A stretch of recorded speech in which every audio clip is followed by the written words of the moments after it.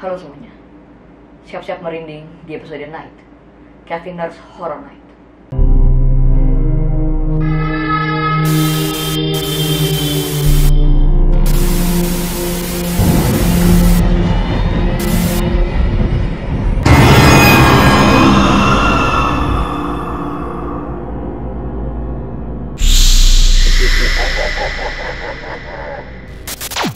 Sebelum kita mulai, jadi aku mau jelasin dikit tentang episode perdana ini. Episode Night adalah episode yang aku buat sendiri. Jadi di episode ini aku akan bercerita pengalaman-pengalaman horor. Tetapi beda dengan YouTuber lainnya, pengalaman horor yang aku ceritai adalah pengalaman horor asli. Dan jika pengalaman horor itu datang dari orang lain, maka aku akan mengajak orang itu untuk masuk ke video aku, atau kita akan melalui FaceTime. Dan mungkin di episode selanjutnya bukan hanya menceritakan tentang pengalaman-pengalaman horor yang dialami, tapi juga aku akan melakukan hal-hal yang horor. So, siap-siap buat merinding. Oke guys, jadi di episode perdana ini aku akan ceritakan 3 pengalaman horor yang pernah aku alami saat aku masih kecil. Bisa dibilang pas aku kecil aku bisa melihat dan aku juga bisa mendengar. Jadi ya, dan cerita-cerita ini hanya sedikit orang yang tahu. So, let's go. Cerita yang pertama adalah cerita tentang 3 boneka babi. Jadi, seperti yang kalian tahu, aku lahir di Surabaya. Dan saat aku umur 3 tahun, aku sedang berada di Surabaya, di rumah nenek aku. Tepatnya di sekitar Ngaglik. Dan rumah nenekku adalah 2 ruko yang digabungkan. Bisa dibilang satu rukonya lumayan angker. Jadi, dulu saat aku masih kecil, ada 3 boneka babi yang dipajang di suatu rak. Ya, sebenarnya niatnya sekedar dipajang karena boneka, tapi sejak satu hari ini, saat aku melewati lorong ruko tersebut, tiba-tiba babi itu bisa bersuara. Artinya dia bisa bersuara. Memang babi itu memiliki fitur untuk bersuara. Tetapi ini beda guys, karena baterainya nggak dipasang. Jadi baterainya nggak dipasang, dan setiap aku lewat dia bersuara, sedangkan saat orang lain lewat, no, dia nggak bersuara. Tapi gak cuma sekali, berkali-kali. Setelah kejadian itu, saat aku melewati 3 boneka babi itu, lagi-lagi boneka itu bersuara. Tapi saat nenek aku, saat paman aku, saat mama aku dan papa aku lewat, tidak ada suara sama sekali. Bisa bilang nenek aku juga kadang sering melihat hal-hal yang begitu. Jadi nenek aku yang lebih mengetahui tentang hal-hal seperti itu akhirnya langsung merendam babi itu dan mencuci babi itu. Tapi itu gak berfungsi guys. Setiap aku lewat, babi itu terus bersuara dan tetap melakukan hal yang sama, bahkan lebih keras suaranya. Jadi nenek aku pun mencoba hal-hal lain sampai dibawa ke tempat sembahyang dan juga tidak berfungsi. Ya, walaupun itu sedikit berefek, babinya mulai lebih jarang untuk mengeluarkan suara, tapi tetap setiap aku lewat itu mengeluarkan suara terus. Sampai akhirnya nenek aku bawa itu ke tempat altar, ke tempat sembahyang. Habis itu nenek aku rendam babi itu dengan sabun Drinso ke 1 bak, direndam dan akhirnya berhasil. Dan sampai sekarang aku masih belum tahu apa penyebab babi itu bisa bersuara setiap aku lewat, dan kenapa hanya aku yang diteror seperti itu. Tapi syukurlah sekarang sudah tidak ada yang seperti itu lagi. Cerita kedua. Cerita ini juga terjadi di rumah nenek aku yang berada di Surabaya. Dan kali ini juga berada di lorong yang sama. Jadi lorong itu ada kamar, dan itu adalah kamar tante aku. Jadi pada saat itu hanya aku dan 1 mbak aku. Waktu itu aku lagi bermain iPad dan aku lagi menginstal game. Kalau kita lagi install game gak ada suaranya kan. Tapi inilah yang terjadi saat aku lagi menginstal game. Dan waktu itu mbak aku lagi shopping koper karena beberapa hari setelah itu aku akan pulang balik ke Jakarta.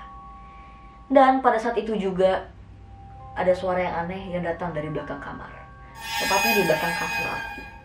Jadi ada suara cewek menangis seperti ini.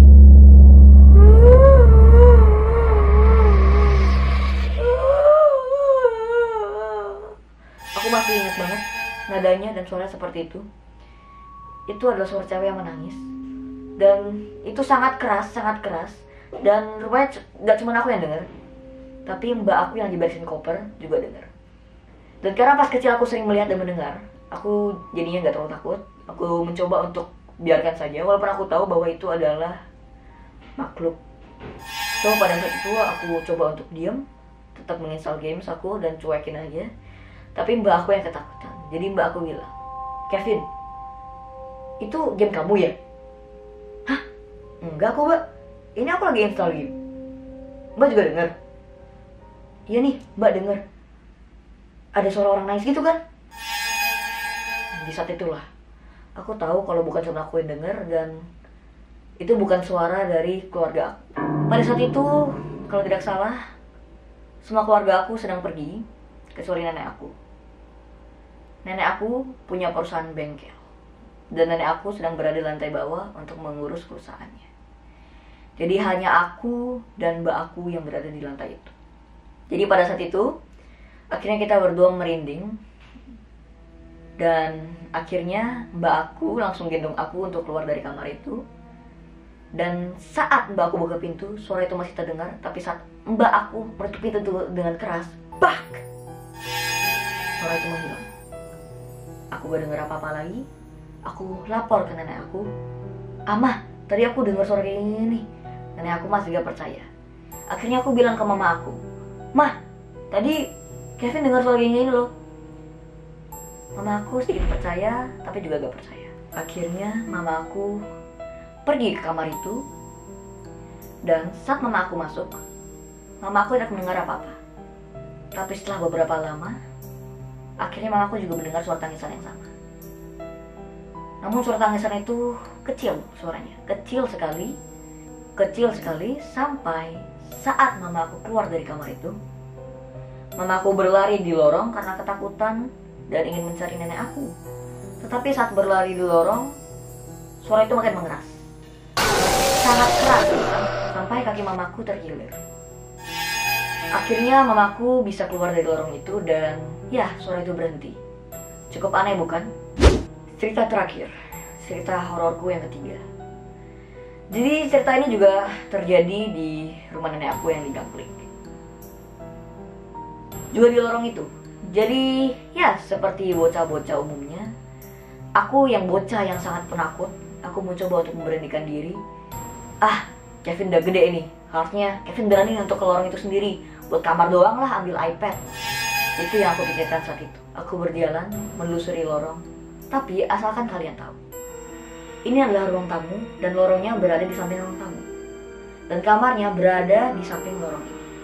Tapi sebelum kamar ini, di bagian sini ada satu ruangan gudang yang ada baju-baju dan buku-buku bekas.